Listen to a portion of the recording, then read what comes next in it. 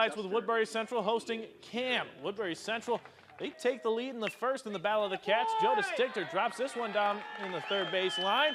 In comes Eric McGill, and it's 1-0 Wildcats. Cam, they're looking for an answer, and Jack Fulman will bring it. He might ground out trying to get to first, but he does bring in a run, Braden Chester, and just like that, the Cougars have tied it up. Cam's still at the dish, top of the fourth inning. They take the lead here. Brody Paulson grounds out, but it brings in Chase Speaker. Cougars go on to win this one 4-3.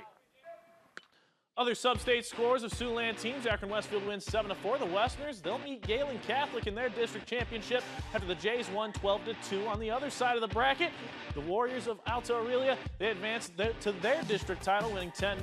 They'll take on KPRV on the 13th. In sub-state 2, Coon Rapids Bayard, they defeat IKM Manning 8-2. The Crusaders will face Cam in the district championship. The Golden Bears of Bishop Garrigan, they defeat West Bend Mallards 7-3. They'll be matched up with St. Edmund after the Gales won their matchup 16-6. In Class 2A, Estreville Lincoln Central just barely squeaks by Okoboji. A 1-0 win there. ELC will meet Spirit Lake in the next round after the Indians won 10-3. In the Beef Bowl on the base paths, West Lyon takes the win 5-4. So, who gets the Wildcats for a district title? None other than the Knights of Unity Christian, who advanced 3-2 over Cherokee. The Falcons of 08 BCIG, they stay alive after a walk-off win. They win 10-9.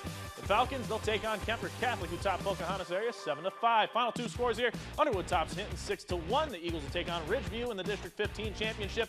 The Raptors won 4-2. All district championships, they're scheduled for July 13th. Over in North Dakota, the Sioux City Explorers fall to the Fargo-Moorhead Redhawks for the second night in a row. They lose 8-3. The Lewis and Clark crew looks to keep the Bruins in storage when the two teams meet up for their third and final matchup tomorrow in Fargo. Still got plenty of baseball.